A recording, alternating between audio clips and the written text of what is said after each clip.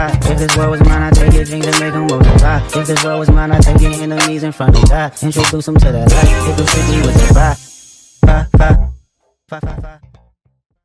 What's up, everybody? My name is Ryan Shepard, coming to you live from my hometown of North Plainfield, New Jersey, and this is the Freelance Tape, the weekly show where we dive into everything media, journalism, the writing process, the power of storytelling, with newsbreakers and trendsetters that are shifting and impacting culture.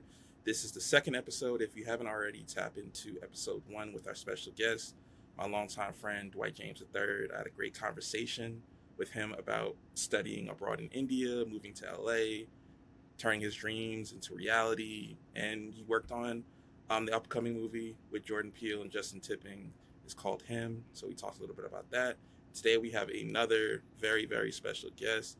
If you listen to the first episode, you probably already know this, but if you haven't, I am a journalist, but I'm also a fan of other journalists, and this brother I am a fan of. He hails from what many have called the greatest city in the world, including both my parents who are from New York. He has not 1 but 2 degrees, and you may have read his work at Blavity, The Nocturnal, Galore Magazine, and several other prestigious outlets. You may have also read his interviews with some of my favorite singers like Atone Stith, or even Damian Marley, Mariah the Scientist, and many others. Or you may have attended an event hosted by the Black Journalist Collective.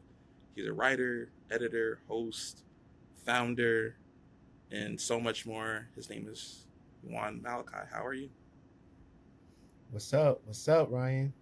Thank you, JaJuan. JaJuan, I'm sorry. Yeah, no, it's all good. It's all good. I'm great, man. That was arguably the best intro I've had in my career thus far. So I have to just give you kudos and admiration for that. I'm doing well, man. I'm working, grinding. It's been a transitional season. Kind of maneuvering through the freelance space. I was at Blavity most recently. Unfortunately, they had to let me go in January. So, I've been kind of just navigating the media space in a freelance capacity as a free agent. And, for a long time, I had trepidation and I had like some reluctance about, the freelance landscape. But to be frank, it's been kind of liberating, if I'm going to be honest. That's dope. I'm definitely in that space. I was let go from my job at the end of March, so it's new for me. And like you, I definitely had a lot of those same fears, but it kind of powered me to start this, which was an idea I had for many years, and I just never. Sometimes you have to be pushed to do it, or put in the environment, or given the opportunity to do it. So I guess we'll start with where you grew up. As we were emailing before the show, when I read you had posted something on LinkedIn about an event you had hosted for the Black Journalist Collective, which we'll talk about later, in Georgia. So I thought you were from Georgia, but you corrected me. As I mentioned, I'm raised by 2 New Yorkers who will tell you if they are from New York, they are going to let you know that they are from New York. So for you, can you describe to me what a young JaJuan was like growing up in Brooklyn in the Bronx? What were you listening to? What clothes were you wearing? What kind of things were you into? That's a great question. So, young JaJuan was very fresh-faced, very innocent, full of love, full of vivacity, full of sincere energy, kind of untainted from the perils of the world. I would say I was very sheltered as a child. I grew up around my mother and my grandparents, as well as my stepdad and my biological dad. Those were like the main figures in my life. And, I was that kid that couldn't hang out with their friends after school until like 7th grade. I come from a faith-based background. In particular, we followed Christ. Or I followed Christ probably my entire life. I don't remember life without going to church every Sunday. During my younger years, I was full of love and kindness. And as you know, growing up young, growing up as an inner city kid, those are characteristics that don't really always manifest in those type of environments. I grew up in Bed-Stuy, pre-gentrification.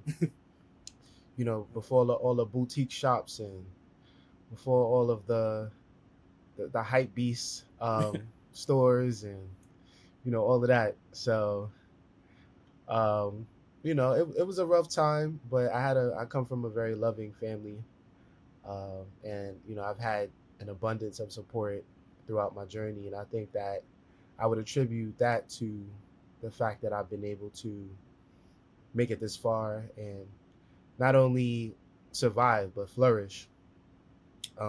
Just having that backing. I moved to the Bronx in seventh grade, so when I was living in the Bronx, that was amazing. A lot of people like to talk shit about the Bronx. If I'm gonna be totally frank, but I got both sides of the token. So I would say that the Bronx changed my life for the better. Um, I feel like I had a bit more of a stable setup in the Bronx, living with my mom and my stepdad, and when I moved to the Bronx, I was the new kid on the block, so that gave me a lot of confidence. I wasn't like ostracized. I was like embraced in a very unique way when I moved to the Bronx, and then from there, eighth grade onwards, I was a stellar student, well rounded. I was big into sports, but I was also stellar when it came to my academics. So I kind of think of myself in high school as a politician. Oh, Yeah, I kind of rocked with people to the degree that it was advantageous for me. So the hood dudes I would hang out with, we was playing ball. The nerds I would rock out with in class. You know, yeah, I was just very intentional about my social interactions, but I kind of had a major epiphany in high school when I realized that I was a natural socialite, and I think that has been a fundamental um, quality in my career as a journalist. So I was building those building blocks in high school, not even realizing it. And so yeah, I mean, fast forward, finishing high school, graduated fifth in my graduating class. I put in the work, I paid the cost to be the boss, so to speak. yeah. Um, and then I went to NYU. I majored in English. I got my BA in English. I was actually the only black male English major in my graduating class of 2019. So, that's like an accolade that I like to hold up high. Shout out to NYU. What was that Um, you know, experience like for you? Because I recently couldn't finish my grad program there, and I didn't realize until I left my program, because my program, the head of our program is a Morehouse grad, so he specifically got people of color in there.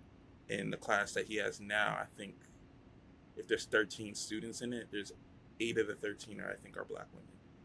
And then I went to mm, the undergrad class, it looked completely different. So for you, as yeah. someone that was from New York but was going to a different part of New York and in a different university, what was that like, that experience like for you? Well, I like to always say that every borough has a different DNA, a different fabric, a different spirit.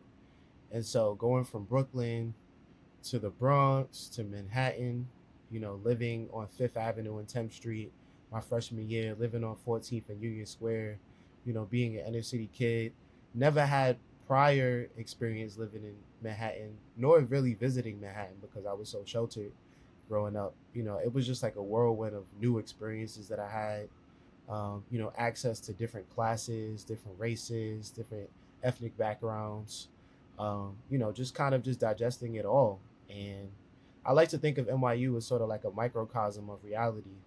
So in reality, we have a bunch of diversity, but I guess undergirding that diversity is, a certain degree of segregation too Yeah. that exists. Um, but NYU kind of prides itself as being like this utopian Yeah. sort of like bastion of Yeah. diversity. And when I got there, I had to deal with a bit of disillusionment because it was like me, it was like this girl from Philly, and like one of my first classes at NYU, it was like this Dominican kid from Jersey, and then everybody else, it was just like a sea of whiteness. And I was like, yo, y'all sold me a certain aesthetic. Y'all sold me a certain experience, and this was like kind of like pure propaganda a little bit. So yeah, I mean, there is a certain degree of diversity, I guess, relatively speaking, when you think about a school like a Duke or like a Notre Dame, like those super white schools. Yeah. You're like, okay, well, NYU has that global diversity. They got students from China, India, all across the globe. So I was exposed to a lot of that. And I think that was beneficial to be around because, I learned the importance of never judging a book by its cover. I learned how to coexist and, mingle with people from different backgrounds and kind of just embracing that. But then I also developed a tough skin. Being a black man at NYU, you're not, the standard student. You're kind of like an anomaly, to be honest. And people think that you might just be some random dude just walking in the street and not an actual student. So those are the type of things I had to deal with: microaggressions, at times, preconceived notions, um, you know, things of that nature, prejudice with things that I had to deal with. I also had to deal with kind of classism too. I had to learn the hard lesson of all skin folk is not kinfolk. That was one thing I learned at NYU. You think because you see another brother in the dining hall, think you could just roll up on him. Nah. But then, and I mean, sometimes you can, but just having that naive outlook was something that I had to mature out of. And so, I learned a lot at that school, and I would say that it was definitely life-changing. I was also able to do a semester at Morehouse College. That you mentioned, Morehouse. I did domestic exchange. What was that experience like going down there for a semester? Because I have an older brother who went there, and I remember going down there. I think I was in the 6th grade, and I saw at that point my only reference was Drumline. That was the only thing that I could compare it to. Drumline, classic.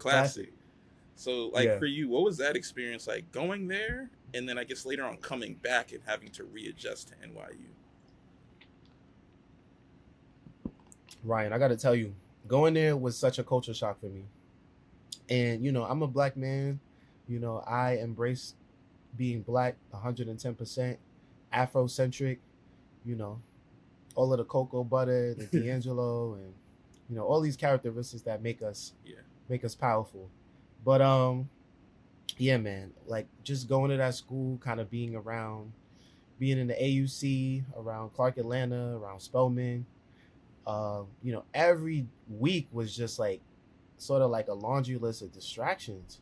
I'm not even gonna lie, like I think they had some events. They had like Market Friday, and they had what else did they have? They had some event on Wednesday. I forgot the name of it off the top of my head, but they just had mad events during the week. I'm like, yo, how do you maintain discipline at this school? Like I was struggling with getting normal assignments done because I'm like, oh, we got an event on Wednesday. All right, bet I'm gonna pull up to that. Oh, we got Fried Fresh Friday in the dining hall. Oh, I'm gonna pull up to that too. I'm trying to make new connections, trying to put myself out there. I'm seeing probates for the first time. I'm seeing people step in, and I'm like, yo, this is like different. Like, were you in there NYU fall or the spring? I was there during the springtime. Okay, so it's after homecoming, because that was gonna be my next question. I missed homecoming. Yeah. I missed homecoming. That would have been lit, but I actually have not been back since, so I gotta go back. But yeah, I always felt like I was the NYU kid when I was at Morehouse. I wasn't a man of Morehouse. I was a visitor in the illustrious halls of Morehouse, and a lot of the Morehouse students would remind me of that. They had no hesitation reminding me of that. But I like to think that it was an amazing experience. I expanded my network in a tremendous way. A lot of my Morehouse brothers I'm still cool with today. A lot of them embraced me wholeheartedly. It was a ton of diversity I experienced contrary to what one might think. It's black men from all around the world, from the Virgin Islands, from the South, from Chicago. Like I met, arguably, I met the most diverse body of black men that I had ever met in my entire life. Um, and so, meeting those people and being able to maintain and or establish and maintain those relationships, but also just the emphasis that they put on self development as a black man is exceptional, and something that resonated with me during my time there. At NYU, they could care less about your particular identity, especially as a black man. You're filling a diversity quota at NYU. We're gonna keep it 100. So at Morehouse, they was like, "Oh, we care about you as an individual. How are you gonna make an impact on the world? What things do you take a natural affinity towards, and how can we hone in on these these interests, and how can we build you up as an individual?" Like, that was something that resonated with me during my time at Morehouse, and shout out to them for just being a bastion of black excellence. It's interesting to hear you say, because that's something I've been interested. I think because I went to school in DC. I went to American University, and NYU has I forget whether the partnership is with George Washington or American. So we have certain NYU kids that come down to DC, but they're all policy law focused. So it's just interesting to hear that experience. But fast forwarding a bit, once you graduate, you go off into the NBC PAGE program. And for the listeners that may not know the PAGE program, it's a prestigious, very difficult to get into program. Regis Philbin was a PAGE, Aubrey Plaza was a PAGE, actors, journalists, just a lot of different people. So for you, when did you first learn about the PAGE program? And two, what was your first reaction when you realized that you had gotten in? So, all right. So for the first part, I was a part, in undergrad, I was a part of this program called the T. Howard Foundation. So essentially, the T. Howard Foundation is a program that helps students of color that are interested in getting into media. Um, it helps students of color kind of facilitate that process. So I went to a diversity awards dinner one year, and I had met this guy named Montez. And so Montez currently works at Audible, but when I met him, he was working as a talent booker at NBC News. And so upon meeting him, he was just like, "Yo, um, you know, well, at the time, I was in a really precarious state because I knew I wanted to continue working in media. I had done an internship at Fox News. I had did an internship at the Nocturnal. Um, and so I was like, I want to continue working in media, but I didn't know where to go. I didn't, have an understanding of the outlets and the opportunities present to somebody so early in their career. And so I met Montez, and then Montez was like, "Yo, I feel like you'd be a great fit for this program that I did early on in my career." And so I'm like, "Oh, word, what are you talking about?" He's like, "Oh, the NBCU PAGE program. You should look into that." And so I'm like, "Oh, word." And so the thing about the NBCU PAGE program is that it's very esoteric in nature. It's like if you know type of thing. And so for him, it was like, commonplace because it was already in his peer view. It was something that he'd already did. But for me, I was like, "Oh, I'm looking at this as a conduit for me to make some bread, for me to grow, for me to develop in my career, kind of gain exposure to different things." And so, I went through the whole process of getting in. It was like a grueling several month process. I think I had the first round, and then we had a second round that was about 4 hours long, the longest interview I've ever had Wow. in my career. And so it consisted of 4 different parts. It was like an individual interview, individual presentation, group interview, group presentation. So, you know, just truly arduous in nature. Mhm. And so, at the time I'm a hustler, so I'm gonna get it by any means necessary. So I ended up working at this restaurant in Harlem called Boulevard Bistro Oh, wow. during that summer after I graduated. And so I was just praying to God. I was like, I love working at Boulevard Bistro and catering to my black folk, but Lord, I don't want to be working here for Yeah, longer than this season. this is And impermanent. so, nah, it was just a season, and it was a great summer. But then after, after what is it? After that season, I heard that I got into the program, and when I heard that I got into the program, I was like, wow, like my life has changed forever. Like as you said, Ryan, it is a very extremely competitive program to get into. They say 14,000 people apply every year, and they only accept 250 per year. So also there's like this saying that it's harder to get into the program than it is to get into Harvard University. So for me, I just felt tremendously blessed. Being an inner city kid, being a native New Yorker, competing against the best and brightest in the world, um, in the world of media, I would say. I was just completely floored and completely grateful, and it was just like the biggest stepping stone that one could have so early on in their career. So, you know, I'm still flourishing and I'm still able to grow and develop from the relationships that I've developed in that program, and seeing everybody else grow and develop, and having that network, having access to these people, it's just totally surreal. That's dope.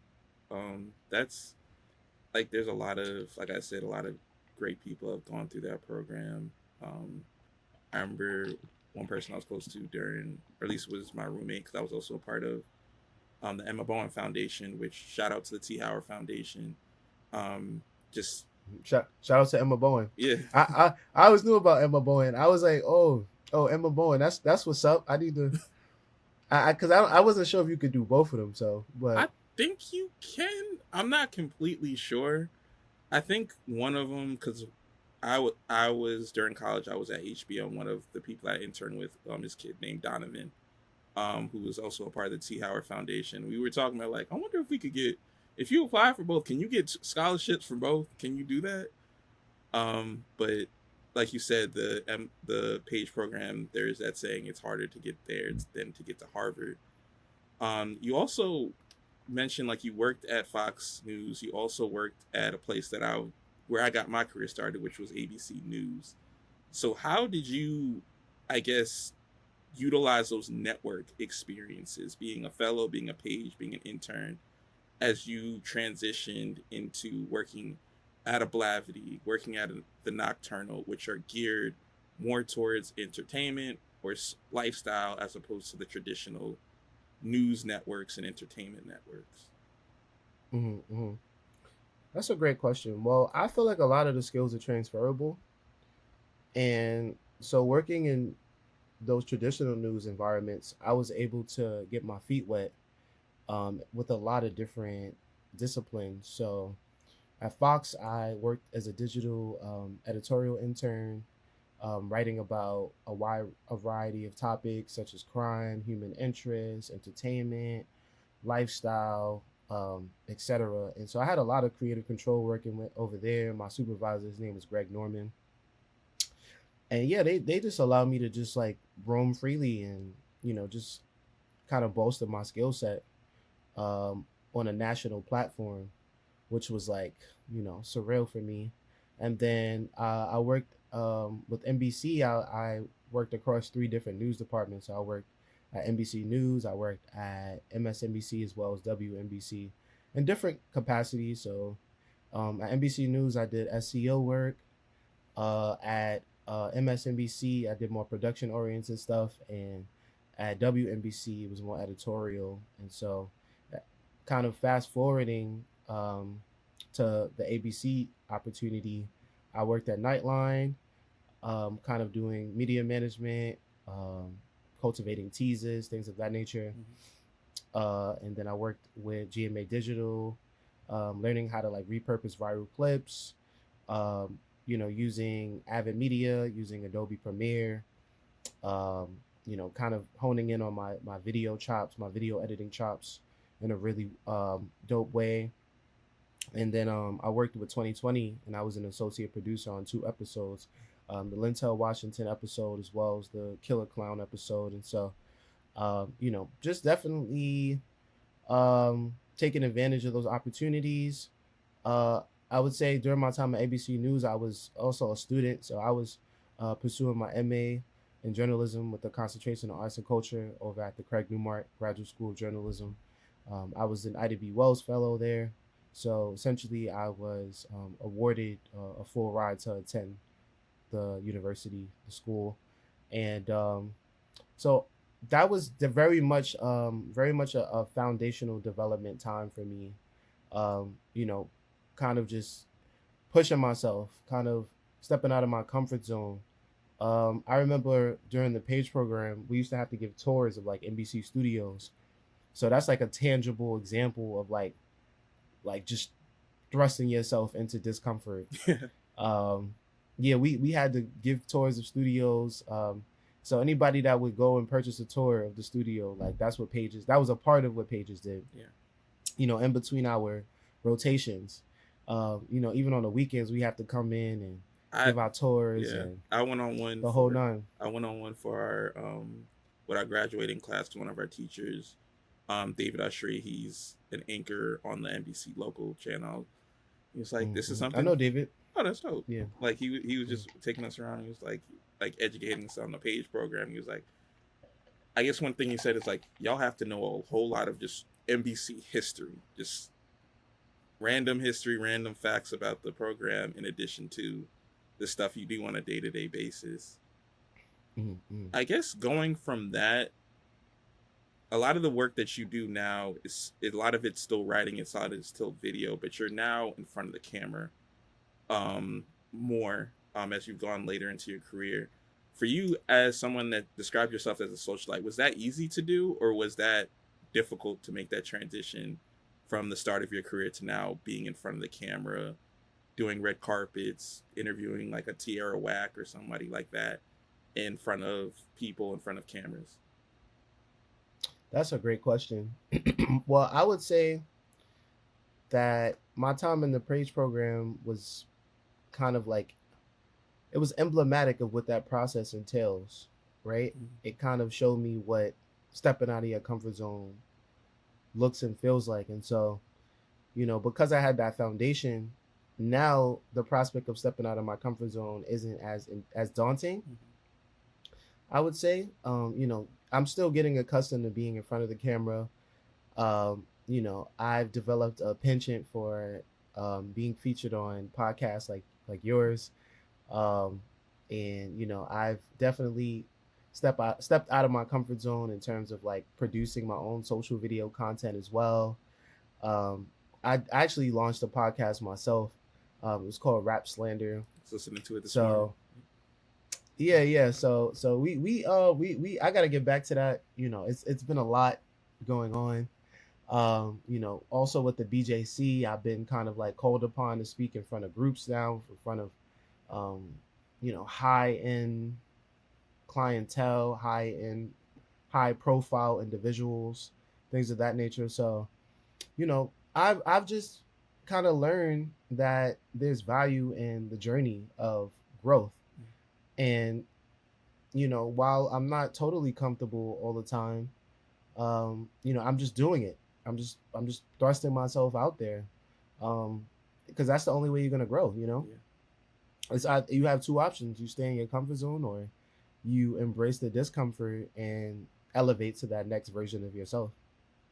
I guess going from that, I do want to get to some of the interviews in the BJC, but that you mentioned the podcast, I was listening to it earlier, and you had mentioned, I think it was episode 2, you were talking about the festival lineups for that year. And one thing that I'm always interested from hearing from other journalists is how you prepare for covering a festival. For the listeners who may have never been to a music festival or never covered a music festival, there's a lot of preparation that goes into it. It's a lot of fun. Don't get me wrong, but you're there a lot of times at the start of the day, you're there to the end of the day. It's a long process for you.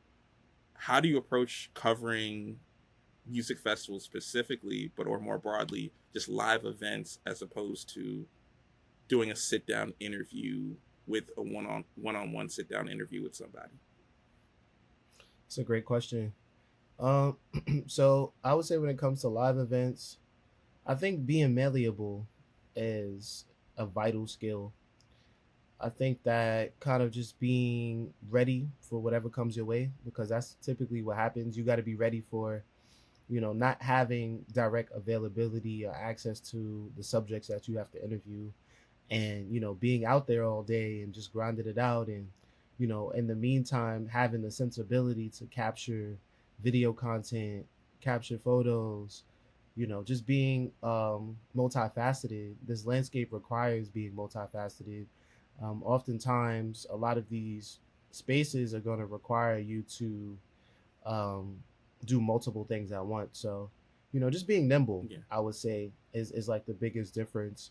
um, with the sit down interview, you can have your notes ready, prepared, ready to go. um, but with the on the go stuff, like, you got to be ready.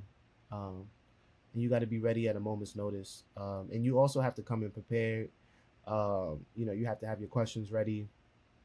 And then also you might have to pull an audible sometimes too. um, you know Given time restraints, um, things of that nature. You might have 5 questions that you want to ask, but you might only be able to ask 2 or 3, and you got to be okay with that. You still got to execute on that. I remember I did the Out of This World Music Festival for Blavity at last year in the Cayman Islands. They invited me. The Cayman Island Tourist Board invited me out there to cover it, and so I had the opportunity to interview Neo and Fat Joe, which was really dope. Neo is one of my favorite singers of all time, but um, a lot of that kind of like hinged on me establishing the relationship with his manager and his team, so that they then knew me, they knew my background, they knew I was a viable point of contact for coverage. And then they called me and was like, "Yo, like, after his set, no, before his set, I was able to interview him." And so, just being flexible in that way too, right? Not relying on other people to facilitate that Yeah. type of dynamic or that type of process for you, but just being boots to the ground and spearheading that as an independent entity is important too. I guess that's a great segue to get into some of these interviews. The first one that I wanted to ask you about was the Damian Marley interview. Um, Mm-hmm. the Marley family, I would say, has been more visible over the last decade or so than they maybe have been prior to that, aside from Damian Marley. For you, what was that? How did you land that interview? Number one, and number two, how did you approach an interview with him as opposed to an interview with a smaller artist where he's been interviewed a lot? How do you come up with something new? How do you come up with a new angle to interview somebody that's been interviewed dozens and dozens of times? That's a great question. So, first off, I was invited to attend the Welcome to Jamrock cruise by an associate of mine. She's a publicist. Her name is Tiffany. And so Tiffany invited me, and she invited me to cover it on behalf of Blavity. And so I went out there. It was me and one of my friends. We went out there, and so we did the whole voyage from Miami to Ocho. Was it Ocho Rios? I think it was Ocho Rios, and then from Ocho Rios to Montego Bay. And so that entire time, we were there for like maybe like 5 days. We were on the ocean, so it was like kind of surreal. Yeah, I mean, we stopped. That's a great work trip. I know, it was insane, and so it was great. It was amazing. Like, it was like one of my best trips of my life, I would say. We stayed at the Royal Caribbean. I think it was the ship was called the Independence of the Seas. So the whole time, we enjoying ourselves. But at the same time, I got to be ready to go at a moment's notice. And just kind of just embracing the culture and being present for every facet of the journey, um, and just being ready for my opportunity when it came about. Um, and honestly, and behind the scenes, it was kind of whimsical. Like it was like a possible reality that I wouldn't have been able to get that interview, because Damien is somebody who's real chill, somebody who's laid back. But that particular week, he was just so inundated with activity, um, and so much going on. So he was the man of the hour. So towards the latter end, I think it was like the last night of the trip, I was able to get the interview, and so I was able to interview his manager Dan Dalton, and then I think I interviewed Dan Dalton like maybe like 2 nights before, and then the last night I interviewed Damien. I was able to get him backstage. They had like a final performance, like a final showcase with a lot of like legendary Caribbean artists, and so I was able to get my interview with him. We did about a 10 to 15 minute interview backstage, on the whim, on the go, and I kind of just tried to reflect on, you know, I did some research beforehand on prior interviews, and I tried to deviate and kind of just reflect on, where he's been at mentally, um, and just in terms of his life and career in the contemporary space. So yeah, that was like my approach going into it.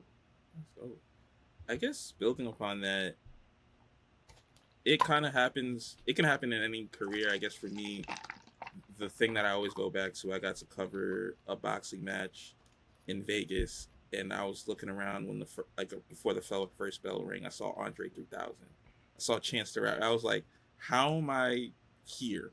How is this happening right now for you?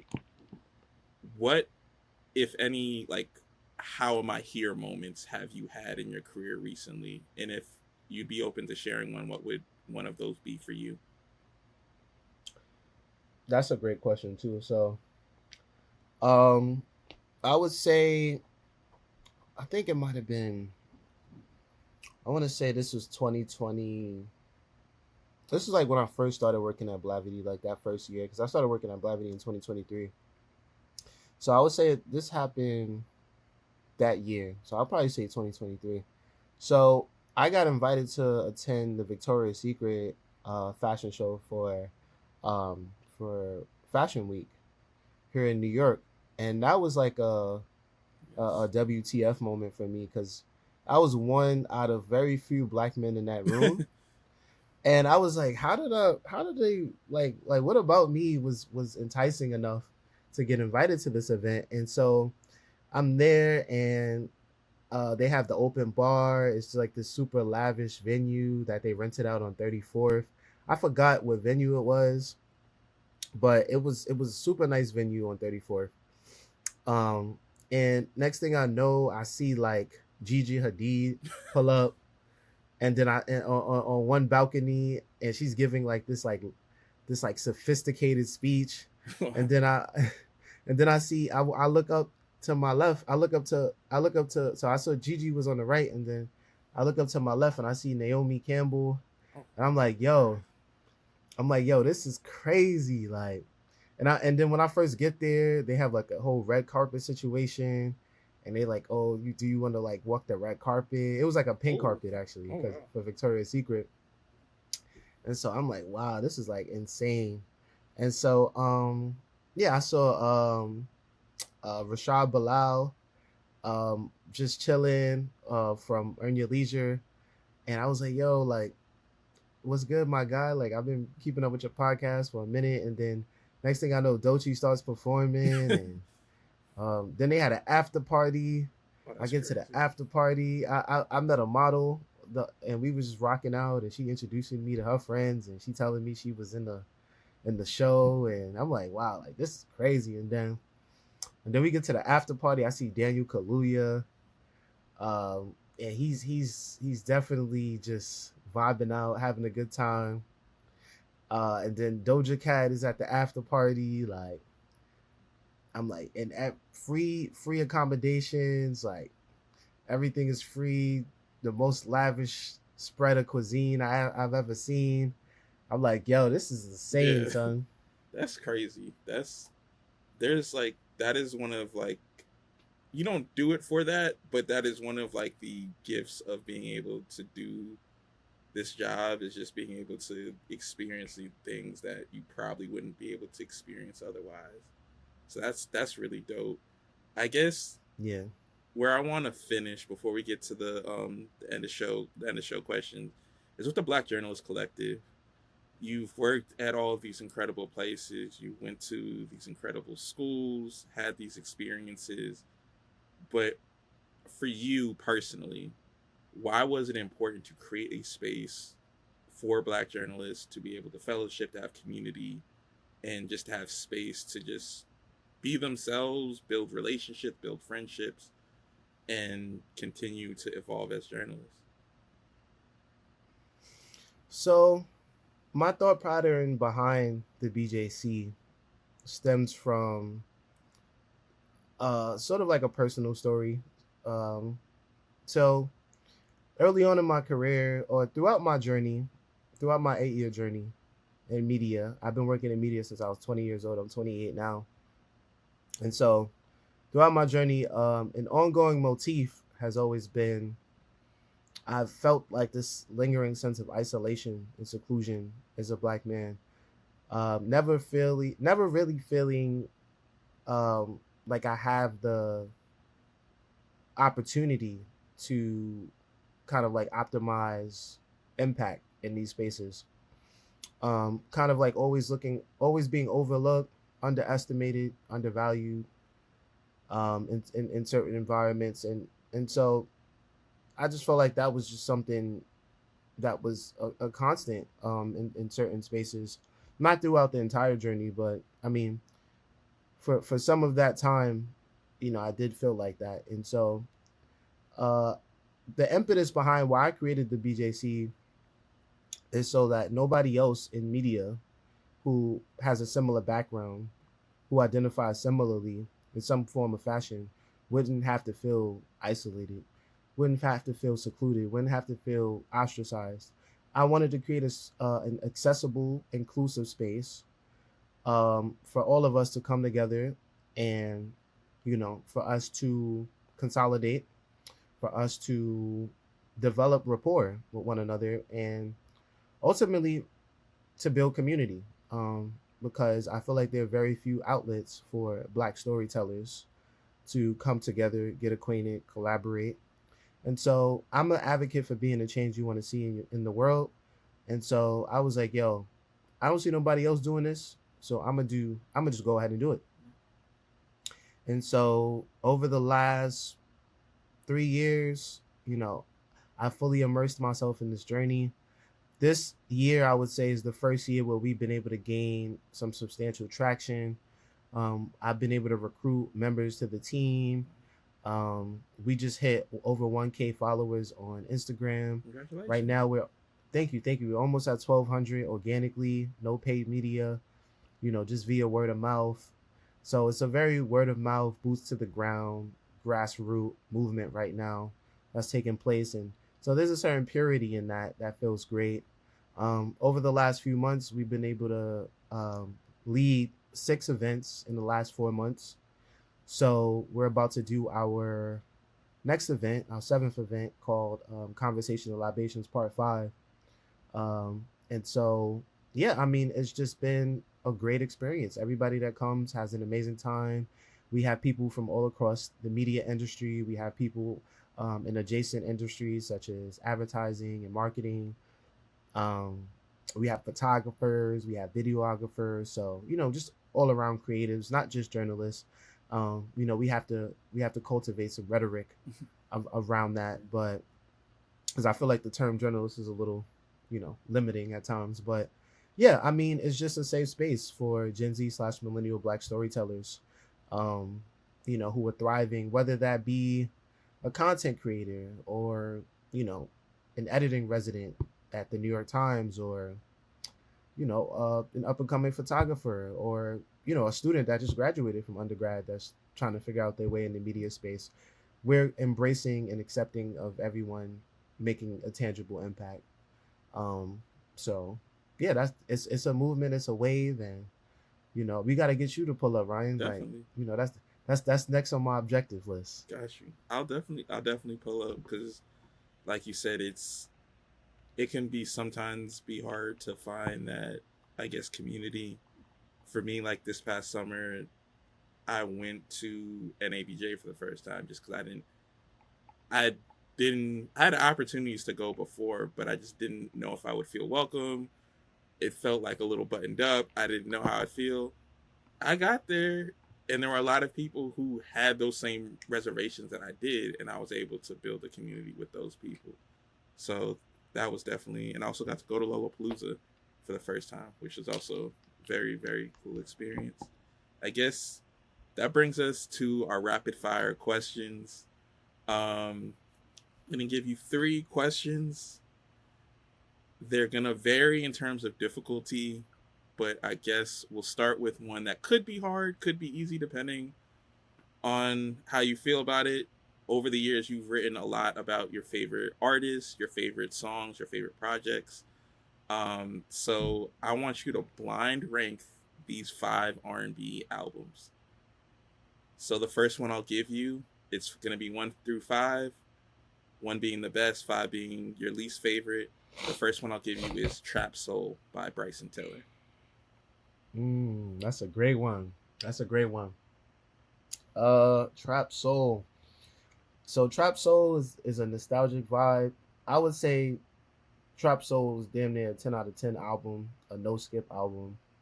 And that's one that reminds me of my freshman year of undergrad, which was a phenomenal year. So I'm gonna have to probably put that up there. I'll probably put that as like 2, maybe 2. Two. All right. Yeah. Next one up is SOS by SZA. SOS was a good album. It was a good album. I still debate whether it was better than Control. I think it was But too long to be. I like to be concise better. albums. I like concise albums. That's just my preference. Okay, no, that's fair. That's fair. I mean, SOS got some bangers, and I gotta admit that Going Girl helped me get through my last breakup. So I'm gonna probably put it at 4. Actually, I'm not. I can't. I love SZA, but I can't put it too high because I don't know what else you got coming. All right. Next one. It's the Queen Bee, Lemonade. Oh, Lemonade. That's a good one. That's a good one. We got what we got on that? Love Drought. We got Don't Hurt Yourself. The one with the Weekend. I what- forget the name of it. Is it 6 inch? It's or either 6 inch or 9 inch. a Heel. 9 inch? Okay. Okay. Damn. I'm gonna have to put that at 5 actually. Oh wow. Cause I love B. Mhm. I might have put it at 4 if I didn't put SOS first, but I would say 4 was my favorite Beyonce album. Lemonade is a great album. However, I don't think I could put it at 1 or 3. Yeah. So It's when I not going back and looking at her discography, I was putting together this question. I was just like, I don't think she's ever. I don't want to say she's never missed with an album because some of those albums were released when I was younger, so I can't really comment on that. But it was just like everything self-titled post. I don't know if she's ever really given something that didn't live up to the expectation, or at least wasn't very, very good. But I guess the next album I'll give you is Confessions by Usher. Oh, I'm putting that one. Confessions. I'm putting that one because I had a feeling that was coming. And I don't know if you were able to do I don't know if you saw it during your research, but I actually wrote a piece about that album. I did like a comprehensive breakdown of that album, and I constantly talk about this album all the time. I think that this album is the difference between Usher and Chris Brown. That's my hot take on that. I don't think Chris Brown has a Confessions. I will say Chris Brown has a lot of great albums, arguably more great albums than Usher, but he doesn't have a Confessions. Confessions is a once in a generation album. Confessions is one of the top 100 best albums according to Apple Music, and I concur. Yeah. I can't. I mean, we got Superstar, we got Confessions, we got Burn, we got Bad Girl, we got Simple Things. Yeah. Yeah, it's his magnum opus. It doesn't get better than Confessions for Usher. So, And the last one is Kaleidoscope Dreams by Miguel. okay, I love Miguel. That's my guy too. All right, I'm comfortable with having that at 3. So you got Confessions. I would have put it at 2, but yes, you got Confessions at 1, Trap Soul 2, Kaleidoscope Dream at 3, SOS at 4, Lemonade at 5. They're all incredible albums, so you couldn't really go wrong. Yeah, I'm not mad at that. That sounds very JaJuan coded, you know. All right, so the next question is, I want you to rank these 3 New York-based events. So the first one I'll give you is Hot 97 Summer Jam. I'm gonna put that at 3. I'm gonna tell you why. Because I've been in the industry for a while now, and I have yet to receive any type of correspondence about coverage for this event. And every time I look at the lineup, it seems like it just gets worse and worse every year. I'm gonna keep it 100. I mean, they had Michael Jackson back in the day when Jay pulled him out during the Rockefeller era. Shout out to The Rock. But I don't know. Yeah, it just progressively gets worse. I don't know. I feel like that what is it? That festival is catered to a particular demographic. Yeah. No shade, no tea. But I battle with the concept of me saying that I fit into that demographic. Let me say that. I will say I agree with you. I remember listening to I was raised by Hot 97. That's just like I would come home and I would listen to Angie Martinez. Hell, I used to listen to Summer Jam. Like they would have take little bits and pieces from it and put it on the radio. So I'd be listening to the radio on the day it comes up. But it's definitely, I covered it once in 2019, and my experience was, it was a little bit, I guess, going off of what you said about or am I blanking on the album, about Confessions, not Confessions, about SZA with Gone Girl. I had broken up with my ex, and she was at the event like a week after we broke up, so it was a weird experience being there. But overall, like you said, it's the lineup. I think when I was there, was Cardi and Meek Mill were the 2 biggest acts. I think this year the Prudential Center in Newark, which doesn't even sound right. That's deep. That's deep. You asking the New Yorkers to pull up to the Prudential Center, like that's a lot. I don't know, because it's like, I love my state. I love it. New Yorkers tend to not to come to New Jersey. It's the other way around. We go into New York. So I don't even, unless it's the Giant Stadium. That's the only exception, or the Shore. Maybe you'll go down to the Jersey Shore. The next event is Governor's Ball.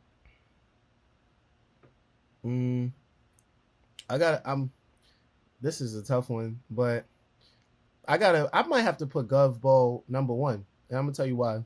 So I've been going to Gov Ball. What is it? It's 2025 now. Yeah. I've been going to Gov Ball since I've been going to Gov Ball since maybe since 2022.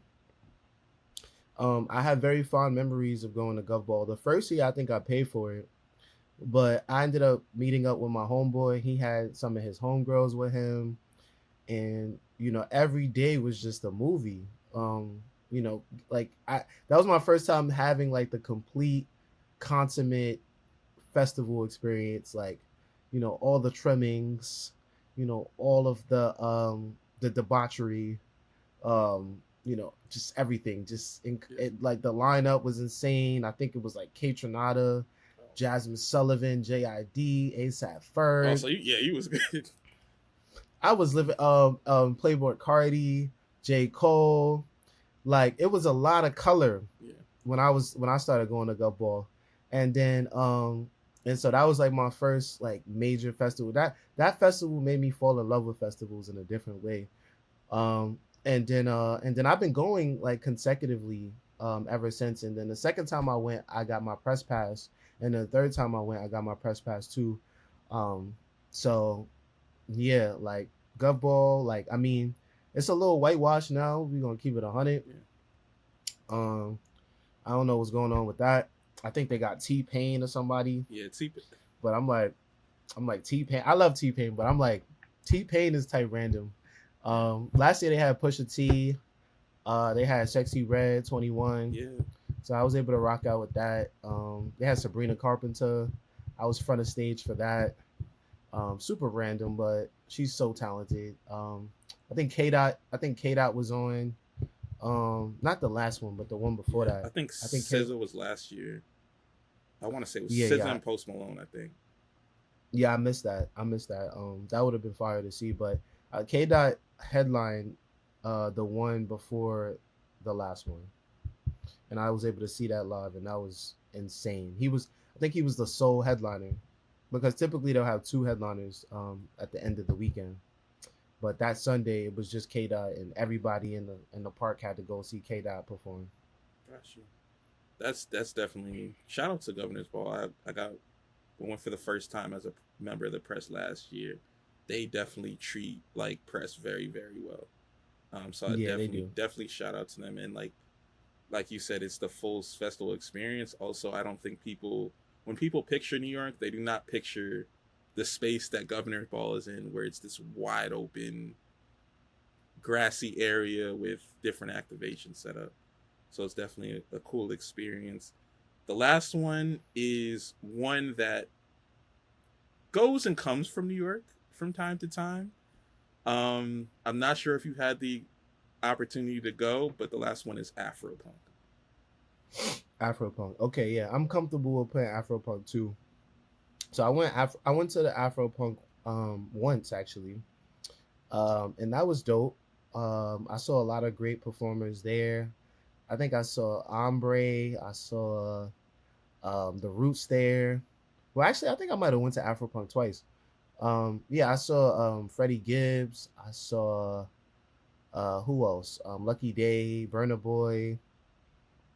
Um, yeah, they had a lot of heavy hitters at Afropunk, and I like Afropunk. I will say I don't really like the park that they hosted at.